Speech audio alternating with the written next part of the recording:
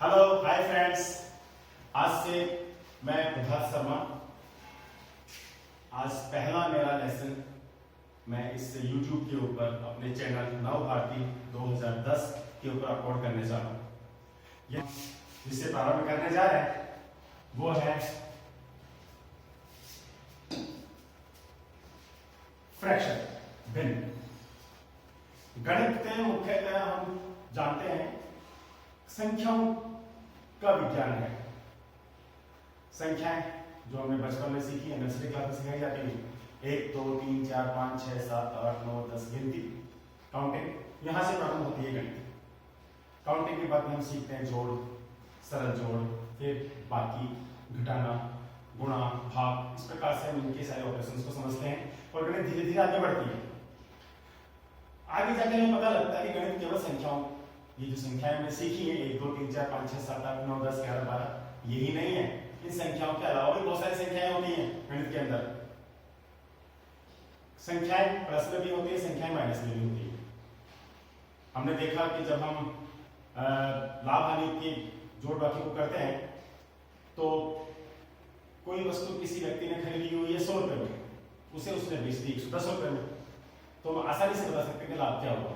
विक्रय मूल्य माइनस क्रय मूल्य, अर्थात 110 माइनस 100, 10 रुपए का उसे लाभ हुआ।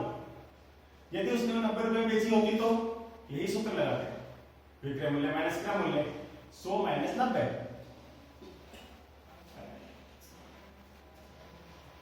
90 माइनस 100, उसने बेची है 90 में, विक्रय मूल्य 90 है। 90 माइनस क्रय मूल्य 100, 90 माइनस 100, 90 में 100 नहीं जाता, लेकिन फिर भी 100 में से 90 घटाते हैं और माइनस का चिन्ह लगा देते हैं इसके आगे, बोलते हैं नेगेटिव में है। और नेगेटिव में संख्या आएगी, नेगेटिव में आपका प्रॉफिट है, इसका मतलब वो प्रॉफिट नहीं है, वो लाभ नहीं है, वो हानि है। तो संख्या इस प्रकार से माइनस में भी होती है। संख्याएं प्लस में भी होती है, संख्याएं माइनस में भी होती है, और जीरो भी अपने आप में एक संख्या है। तो क्या 0 और 1 के बीच भी कुछ संख्याएं हैं? 1 और 2 के बीच भी कुछ संख्याएं हैं? 2 और 3 के बीच भी कुछ संख्याएं हैं? हाँ है। हम बोलते हैं ना, हम सामान्यतः एक चपाटी है किसी के पास में, हमने कहानी सुनी है बहुत बचपन से कि 2 बिल्लियां लड़ रही थी, चपाटी मैं खाऊंगी, और एक बंदर आता है, उन बिल्लियों को आधी आधी करके, और कहानी आगे की बहुत इंटरेस्टिंग प्रकार से है, लेकिन आधी आधी करके देते हैं। आधा क्या है? आधा भी एक संख्या है। वैसे ही 1.5, 1 और आधा वो भी एक संख्या है, 2.5 भी एक संख्या है, तो ये भी एक संख्याएं हैं। इन्हीं संख्याओं को हम समझने का प्रयास करेंगे, इन्हीं संख्याओं की जोड़ बाकी गुणा भाग को समझने का प्रयास करेंगे। ये संख्या 3 प्रकार से लिखी जा सकती है। इनको दशमलव के रूप में भी लिखते हैं, इन्हें प्रतिशत के रूप में भी लिखते हैं, और इन संख्याओं को भिन्न के रूप में भी लिखते हैं।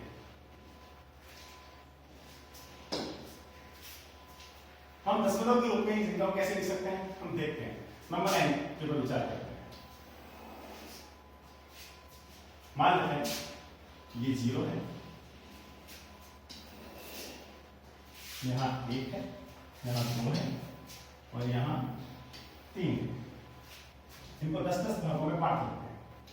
ये नंबर है, 1 number, 2 number, 3 number, 4 number. Number 9 है तो इनके बीच में भी संख्याएं हैं, इन्हें इक्वली बांटते हैं 10 अंकों में। 1 2 3 4 5 6 7 8 9 10, 1 2 3 4 5 6 7 8 9 10, 1 2 3 4 5 6 7 8 9 10, 3 यहाँ। ठीक है,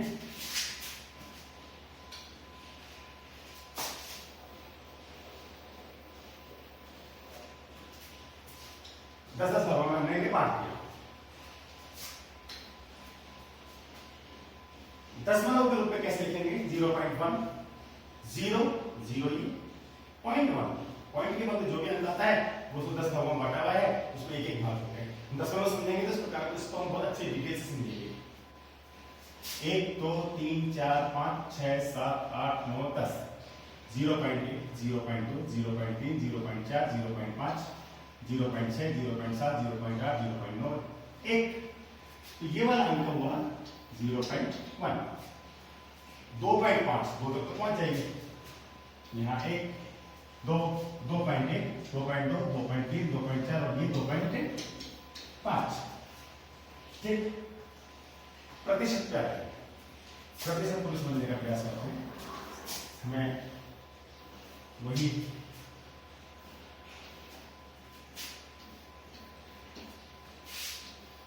वही नंबर लाइन खींचनी है। वैसे 10-10 भाग करने हैं इसके। 1 2 3 4 5, 1 2 3 4 5, 1 2 3 4 5, 1 2 3 4 5, 1 2 3 4 5, 1 2 3 4 5।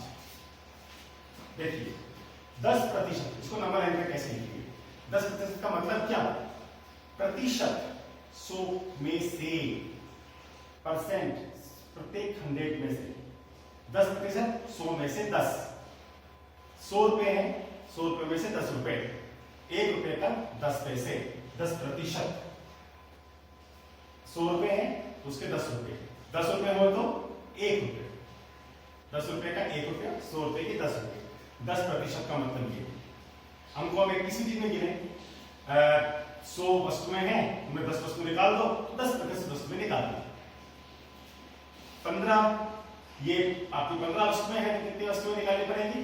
1.5 वस्तु निकालनी, 1 और आधी। 10 वस्तु है तो 1 वस्तु निकालनी पड़ेगी। इस प्रकार से 10 में से 1, 100 में से 10, 10%। तो 10 में से 1 का 1 के कितने टुकड़े करे हमने यहाँ? 10 टुकड़े किए।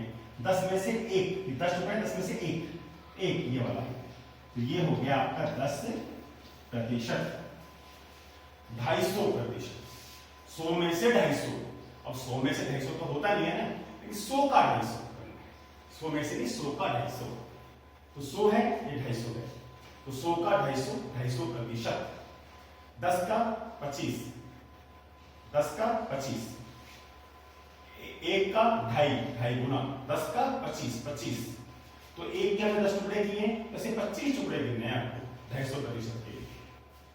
10 टुकड़े यहाँ हो गए, 10 हिस्से यहाँ हो गए, 10 हिस्से 10 भाग यहाँ हो गए, 20 भाग, 21, 22, 23, 24, 25। तो 25 भाग, छोटे वाले 25 भाग, मतलब ये हो गया आपका 250%। अब हम इन्हीं संख्याओं को फ्रैक्शन के रूप में कैसे लिखते हैं, इसको हम आगे डिटेल से पढ़ने वाले हैं, परंतु अभी मैं इसको एक बार इस नंबर लाइन के ऊपर बता देता हूं।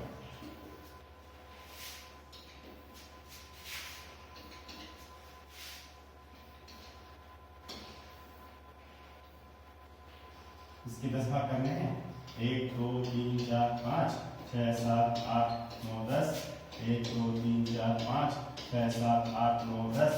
1 2 3 4 5 6 7 8 9 10। देखिए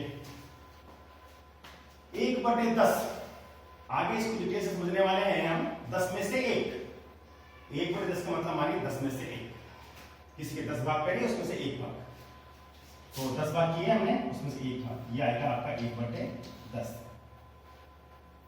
1/10 उसको हम लिख लें 1/10। 25/10, 10 भाग तो ये हो गए, 10 भाग ये हो गए, 25, 20 भाग और 25 भाग। तो 1 के 10 भाग किए हैं, ऐसे ऐसे 25 भाग जो कि यहां है। यहां देखिए 0.1 जितना था, जहां आया था वही 10% आया है, वही 1/10 आया है। तो हम कह सकते हैं 0.1, 10%, 1/10, ये तीनों एक ही संख्या को प्रदर्शित करते हैं। वैसे ही 2.5 250% और 25/10 ये भी एक ही संख्या को प्रदर्शित करते हैं।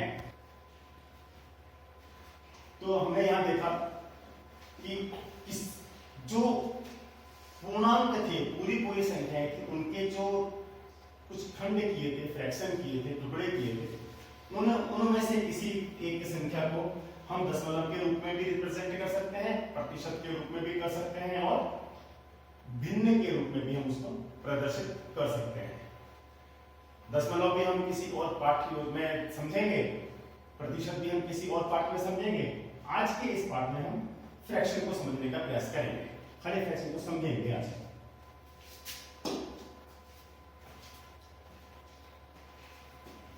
फ्रैक्शन की वोकैबुलरी, फ्रैक्शन के भागों के नाम। फ्रैक्शन लिखते हैं, फ्रैक्शन को हमने देखा 1/10, उसे लिखने का तरीका यही होता है, ऊपर जो है, जो ऊपर है वो एक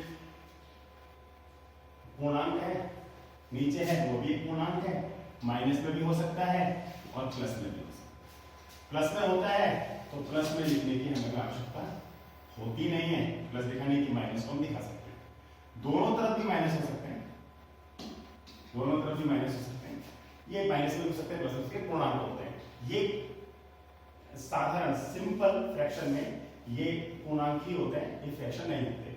आगे हम फ्रैक्शन के जब हम फॉर्म्स ऑफ फ्रैक्शन या फ्रैक्शन के रूप समझेंगे, भिन्नों के प्रकार समझेंगे, तो हम ऊपर भी एक भिन्न और नीचे भी एक भिन्न है, उसे कौन से भिन्न कहते हैं ऐसा हम आगे समझने वाले हैं।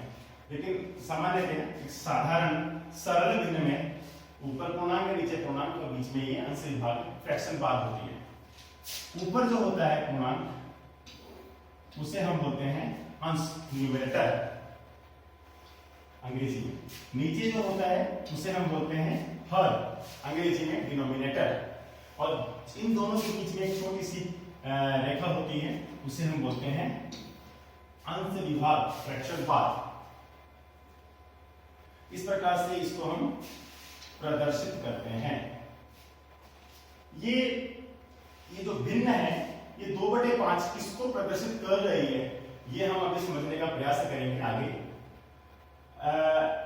ये 2/5 उस संख्या को, हमने 1/10 को देखा था ना अभी, संख्या जो नंबर लाइन की संख्या रेखा थी उसके ऊपर कहां आता था 1/10, 25/10 कहां आता था, हमने देखा था नंबर लाइन के ऊपर। ये नंबर लाइन के ऊपर कौन सा अंक बता रहा है, इसको तो बताता ही बताता है, साथ में दो बातों को बताता है। ऐसे लिखने से कौन दो बातों बताता है, ये भाग के रूप में। इसका मतलब हुआ 2 में 5 का भाग 2, ये इसको भी बताता है। तो हमें कहीं पर भी जरा सा भी भ्रम में आने की आवश्यकता नहीं है, भ्रम में पड़ने की आवश्यकता नहीं है। 2/5 का मतलब ये भी होता है, लेकिन सभी जगह ऐसा नहीं होता। जहां होता है वहां होता है, जहां नहीं होता वहां नहीं होता। इस रूप में लेके काम करोगे तो आपको आवश्यकता ही नहीं पड़ेगी वो फ्रैक्शन में है, और ये इस रूप में लेके काम करोगे तो आप इसको बदल सकते हो अन्य रूपों में भी, दशमलव के रूप में बदल जाएगा।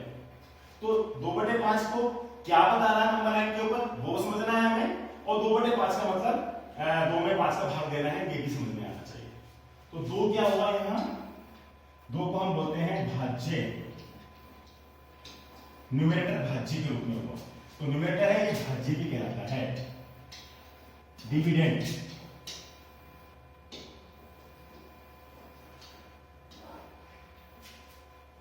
और आपका जो डिनोमिनेटर है,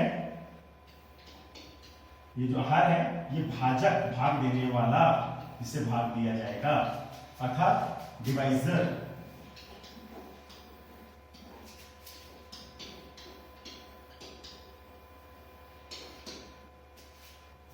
ठीक है, भाग के रूप में भी प्रदर्शित, ये अपने आप को रिप्रेजेंट करता है। दूसरा ये अनुपात के रूप में भी बताता है 2/5। 2/5 का मतलब हुआ 2/5 को हम अनुपात के रूप में लिखें तो हम यूं लिख सकते हैं 2:5। दो व्यक्तियों के बीच में संपत्ति को बांटना है, किस अनुपात में बांटना है, 2:5 का अनुपात में बांटना है। कि एक व्यक्ति ने कुछ काम भी किया है, इसको उसको ज्यादा देना है, 5 का अनुपात देना है, जिस व्यक्ति ने कम काम किया उसे 2 का अनुपात। मान लीजिए उससे व्यापार से 70 रुपए का लाभ हुआ, तो 2:5 के अनुपात बांटना, एक को 2 रुपए देने, दूसरे को 5 रुपए देने, एक को 20 रुपए देने, दूसरे को 50 रुपए देने। इस प्रकार से उस रेशो में, उस अनुपात में उनके लाभ के अनुपात को बांटना, या अन्य कई रूपों में भी इस अनुपात को व्यक्त कर सकते हैं कि 2 कक्षाओं में विद्यार्थियों का अनुपात क्या है, 2:5 है। इसका मतलब समझ में आता है, एक कक्षा में यदि 200 विद्यार्थी हैं या 20 विद्यार्थी हैं, दूसरी कक्षा में 50 विद्यार्थी हैं, एक विद्यालय में 200 विद्यार्थी हैं, दूसरे विद्यालय में 500 विद्यार्थी हैं, तो 2:5 के अनुपात में उनमें संख्या है विद्यार्थियों की, ये भी इसको रिप्रेजेंट करता है। आगे बढ़ते हैं हम।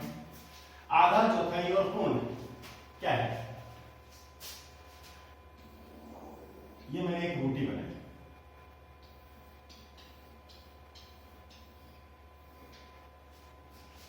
ये बहुत ठीक से गोल नहीं बनी है, सामान्यतः महिलाएं प्रकार से तो बना लेती हैं। ये रोटी है, ये कितनी रोटी है? एक रोटी है। इससे एक रोटी कोई पूरी रोटी है या रोटी के टुकड़े हैं? ये पूरी रोटी है। एक पूर्ण रोटी है ये, ठीक है ना? मैं इस रोटी के 2 हिस्से कर देता हूं। अब एक हिस्सा मैंने यहां रखा, ठीक है? ये कितनी रोटी है? कितनी रोटी है? आधी, हाफ। ये आधी रोटी है। कितनी आधी रोटी है ये? एक आधी रोटी है ना, 2 थोड़ी है, एक आधी रोटी है। तो ये है एक आधी रोटी। मैं इसकी टुकड़ा और कर देता हूं आधा, और मैं यहां रखता हूं।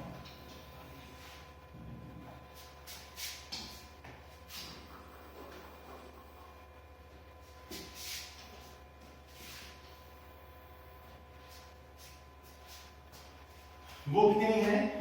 चौथाई। चौथाई कितने? चौथाई कितने टुकड़ा है वहां पर? चौथाई का एक टुकड़ा है, एक चौथाई रोटी है वो।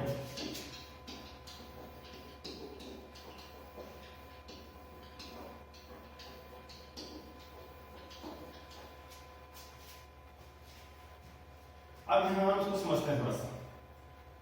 इसको फ्रैक्शन के रूप में कैसे लिखेंगे, अंकों के रूप में कैसे? पूर्ण को तो एक पूर्ण सब में एक आ रहा है, एक यहां आ रहा है, एक यहां आ रहा है, एक आ रहा है। तो अंकों में आपने देखा, गणित में देखा, तो एक तो सीधे क्या आ रहा है। लेकिन इस पूर्ण को कैसे लिखते हैं, आधी को कैसे लिखते हैं, चौथाई को कैसे लिखते हैं, ये समझने की जरूरत है। आधी करने के लिए मैंने एक पूर्ण रोटी के कितने हिस्से किए?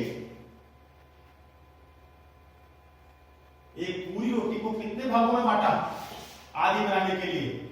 सही है, बिल्कुल 2 भागों में बांटा मैंने, 2 टुकड़े किए उसके, एक टुकड़ा 2 टुकड़ा, तो हमने 2 टुकड़े किए उसके आधी करने के लिए।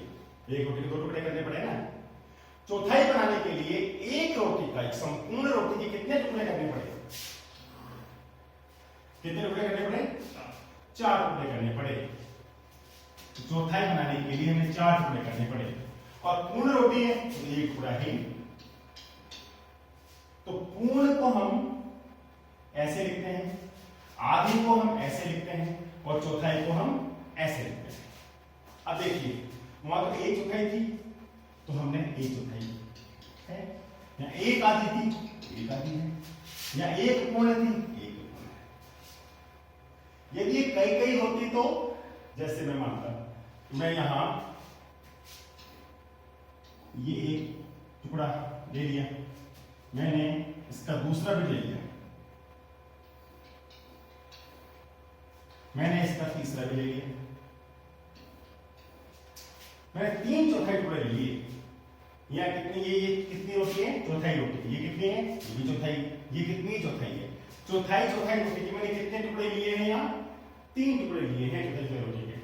तो मैं यहाँ लिख सकता हूं 3 चौथाई, ठीक है? 3 चौथाई। चौथाई को कैसे लिखते हैं? बताया था मैंने अभी, चौथाई को हम ऐसे लिखते हैं, ठीक है ना? तो चौथाई को लिख देंगे ऐसे, स्लैश लगा के 4 और 3 यहां, 3/4, 3/4, ये हुई 3 चौथाई। 3 चौथाई को हम ऐसे लिख सकते हैं। 3 चौथाई को इसको दिखाना हो तो कैसे दिखाओगे? 3 चौथाई, 3 टुकड़े हैं ना, ये वाला टुकड़ा है, ये वाला टुकड़ा है, और ये वाला टुकड़ा, 3 टुकड़े, ठीक है? ये वाला 1, ये 2, 3 लिखूं मैं, तो ये टुकड़े हुए एक ये वाला है, 2 ये वाला है, 3 ये वाला है। ये 3 टुकड़े है ना, वो 3 चौथाई। तो ये हिस्सा जिसको मैंने कलर कर दिया अभी, मैं इसे जहां मैंने कलर किया, जिसको मैंने ये लाइनिंग कर दी है, ये हिस्सा कितना है? इस पूरी एक रोटी का 3 चौथाई है। तो इस हिस्से को गणित के रूप में कैसे लिखेंगे?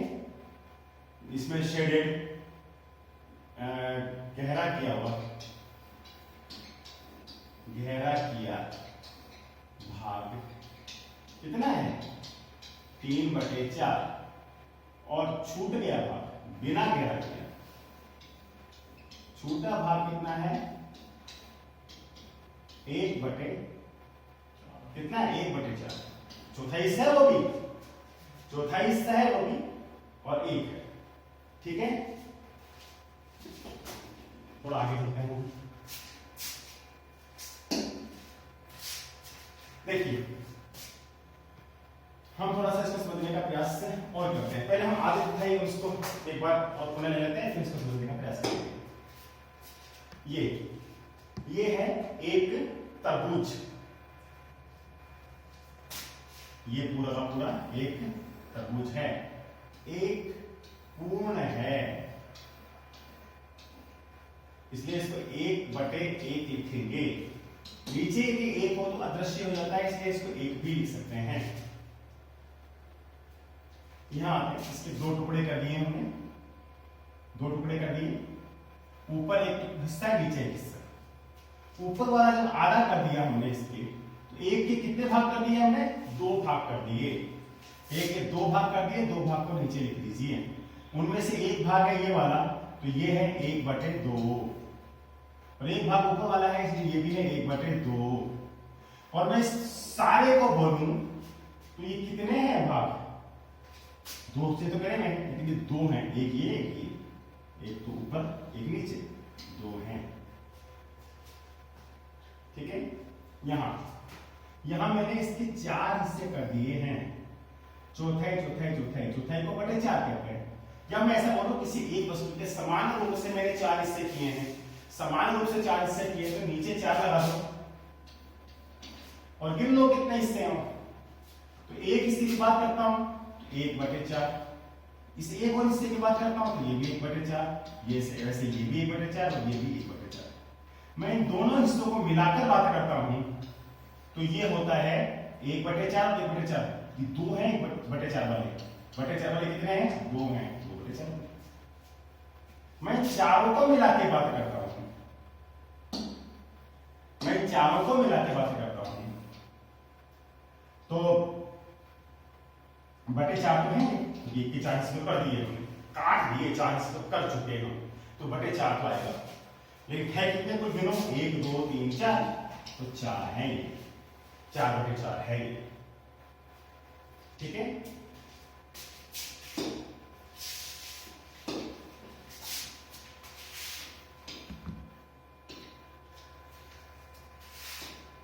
मैं मान लीजिए एक आयत लेता हूं, आयत के मैं बराबर हिस्से करने का प्रयास कर रहा हूं, कुछ छोटे बड़े होते हैं, मैंने बराबर हिस्से किए।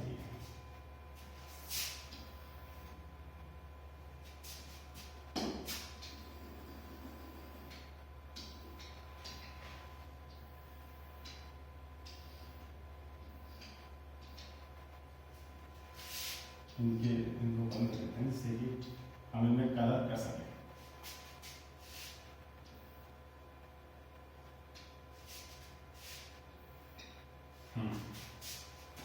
कलर करने का प्रयास करते हैं।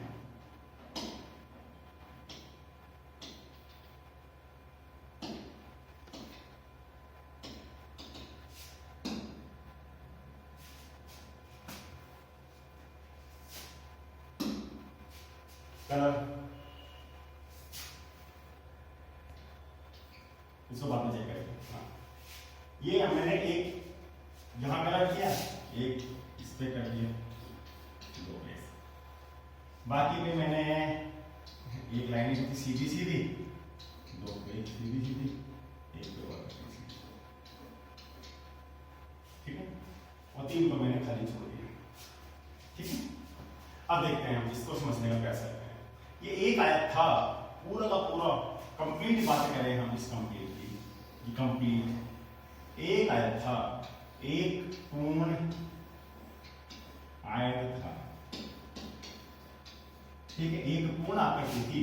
मैं आयत ना बोलूं तो भी कोई टेंशन नहीं है, आयत ना लिखिए, बस एक पूर्ण आकृति थी, एक पूर्ण था। मैंने कितने भाग किए इसके कुल? 1 2 3 4 5 6 7 8, 8 भाग किए। अब मैं प्रश्न करता हूं, शेडेड भाग कितने हैं? 2। उन्हें अंकों के रूप में कैसे लिखेंगे एक पूर्ण के साथ में? तो आप लिखेंगे 2 भाग कुल किए थे 8, तो जो तिरछी लाइन वाले हैं, तिरछी लाइन वाले हैं वो इतने हैं 2/8। कुल मैंने 8 भाग किए, तो बटे में 8 आएगा, ऊपर 2 भाग में तिरछी लाइन है तो वो 2 भाग में आएगी। मैं प्रश्न करता हूं आप लोगों से, जिसमें सीधी सीधी लाइनें हैं उनको मैं गिन के बताना चाहूं अंकों के रूप में, तो कैसे बताओगे? कितने लिखोगे? हाँ 3/8, कुल तो 8 भाग है ना, कुल 8 भाग है, और वो है लाइन वाले 3 भाग, 1 2 3 तो लाइन वाले हैं, और कुल कितने भाग किए? 8, तो नीचे तो आएगा 8। जैसे हमने देखा था ना, आधे में नीचे /2/2, तो 4 भाग किए चौथाई के लिए, तो /4, 8 भाग किए तो /8, और उसमें लाइन वाले कितने भाग हैं? 3, तो ये 3। और जो खाली रह गए उन्हें कैसे लिखोगे बताओ? जो खाली रह गए वो भी 3 तो रह गए खाली, है ना, 3 खाली रह गए, कुल भाग किए थे 8, तो 3/8। इस प्रकार से आप लिख सकते हो।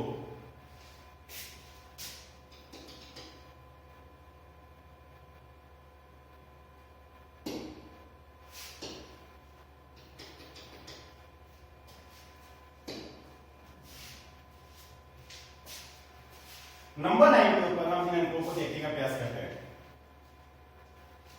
यहां से लेकर यहां तक पूर्ण 1 है, यह है एक पूर्ण। प्रथम पंक्ति में देखिए, हमने इसके कुल कितने भाग किए हैं? 2 भाग किए हैं।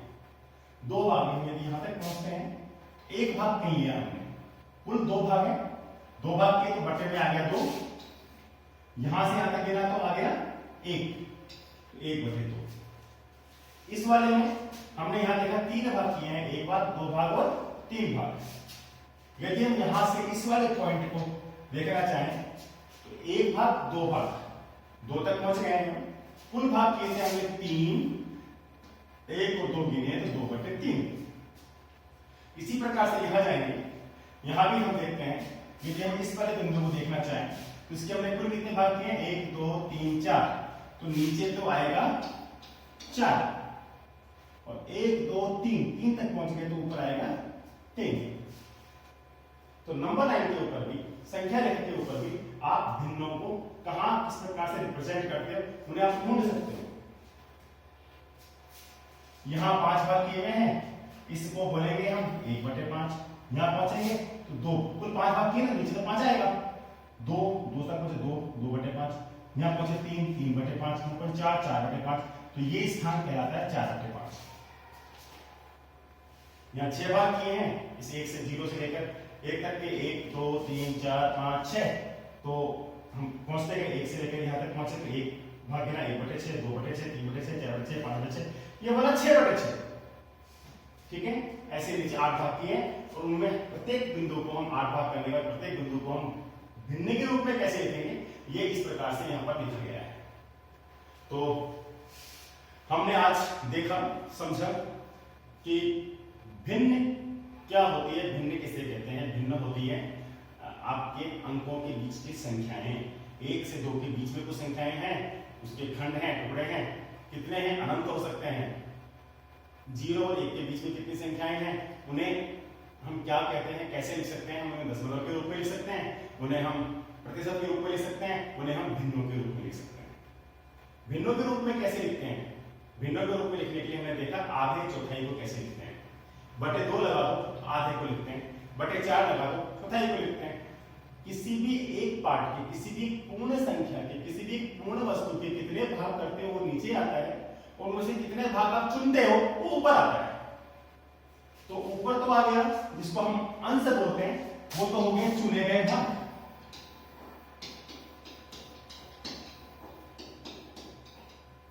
और नीचे आए कुल किए गए भाग।